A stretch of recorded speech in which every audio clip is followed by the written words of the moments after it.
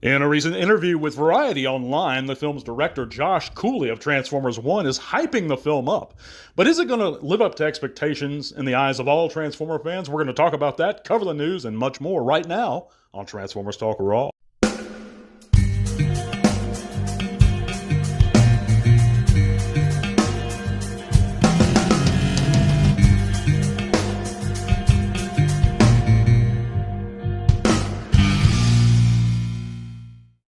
Welcome back to all you gearheads and oil guzzlers out there to another Transformers Talk Raw. Thank you for joining me. I'm Matt.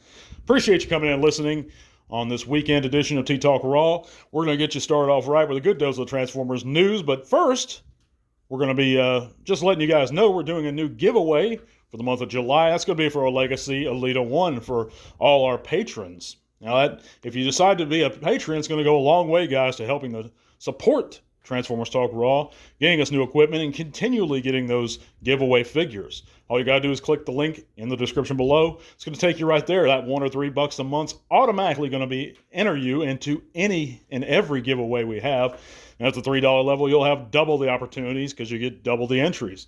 But if you can, I just really appreciate you guys coming in, listening, giving us a thumbs up. But let's get right into it, guys. Of course, Transformers 1 is set to be released September 20th of this year.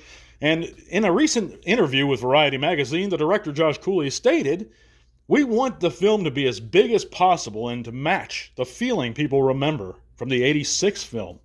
That's a rather bold statement, So I'm kind of on the fence about it. There's some things I do like after watching the trailer and reading about Transformers 1 that it has warned me, because my initial reaction, guys, a few segments ago, if you guys remember, I was actually calling for a boycott. I was kind of disgusted with a few things.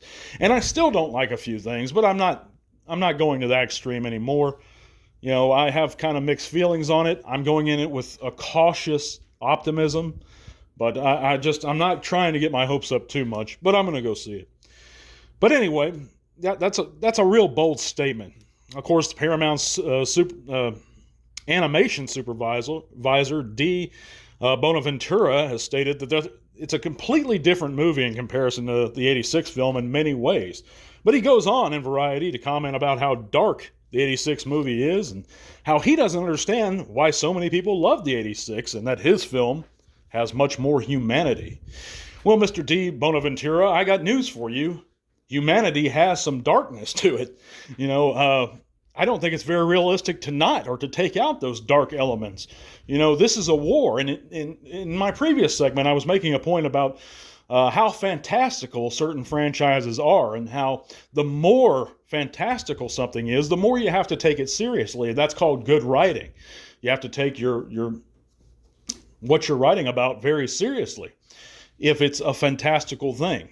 Because if it's so unbelievable, you have to ground it somehow.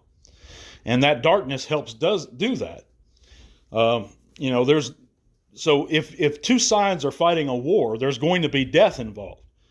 But at the end, we have that triumphant victory from the good guys, that triumphant hurrah, that final, till all are one. So I think that, it's a very happy ending. We know that Optimus lived on in the sphere of the Matrix. His essence passed on, and that they all went back to the Allspark. So later on, we find this out. And even continuing into Beast Machines, we find this out.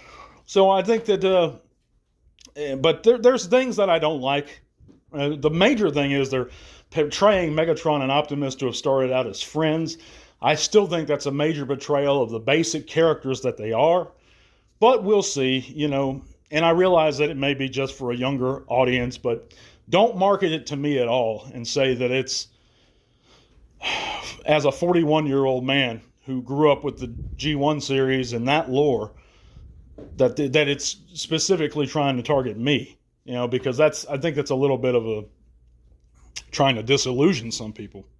But let me know in the comments what you guys think. I think that, I'm hoping it'll be great. Like I said, I'm going to go see it.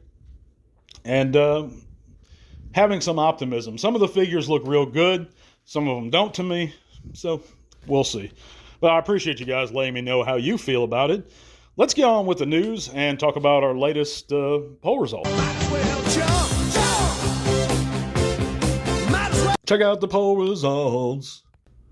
Of course, in our most recent poll, we asked the question that what is your favorite Transformers convention? An overwhelming majority of you guys, shockingly, which 72% out of about 70 votes, say that TFCon, whether it be Orlando or Baltimore or Toronto, is your favorite Transformers convention. I know that it's become kind of the de facto one and the largest, but recently we had BotCon return, and that would give us the other 23% or another 23%, which is second place. But the fans have spoken, and you guys enjoy TFCon the most. And hopefully all of you guys can make it out there this year, that be it that Toronto or Orlando or whatever one that you're the closest to. I haven't been out to TFCon or any Transformers convention, to be honest with you. I've been out to, or I made plans to go out to BotCon one year, but it just didn't work out. But it seems like it's always pretty far from me here in the Deep South. But let me know, if you ever made it out to a Transformers convention, what'd you think of it? Which one did you go to? I think there's even smaller ones. There's like a Dairy Con and anime conventions all over. There's a Little Rock Comic Con I'm going to try to get up to in September here. And yeah, hopefully there'll be a few Transformer fans down there. But let's move on to this week's news, guys. And of course, to top off this week's news, we know that Transformers crossover with TMNT, the Party Wallet van, has been found at U.S. retail. And of course, that's at a GameStop in Colorado. So wherever you are here in the continental U.S. of A., hopefully that figure will be making its way to you if you're after it.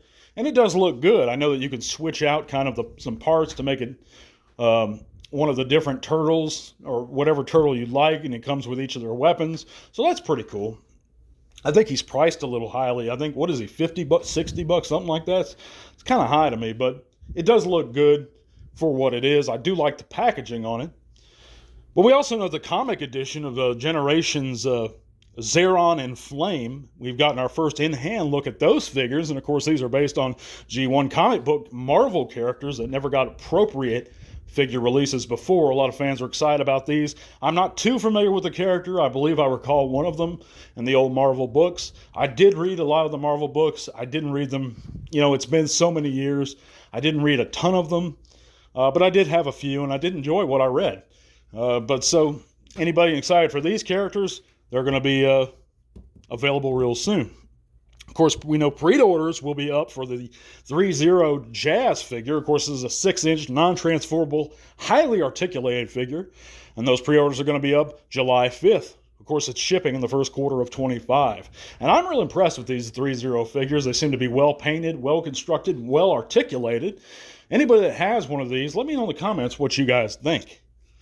We also know that the Legacy Magmatron has been found here at U.S. retail at a GameStop down in Texas. Seems like all these GameStops are acquiring the figures before anyone else, be that in Canada or here in the U.S. So, I don't know. Must be something up with GameStop. Also, we know that the San Diego Comic-Con exclusive for this year, the 2024, the Fractured Friendship 2-pack has been revealed. And I think this is the Transformers 1 thing, and it's one of those things I don't get.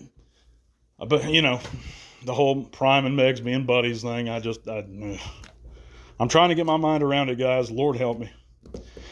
But, of course, we're going to be having that giveaway, and I'm going to announce the winner real soon. That's going to be next segment, actually. So all you have to do to be automatically entered, guys, is just go chip in $1 a month. You'll be automatically entered.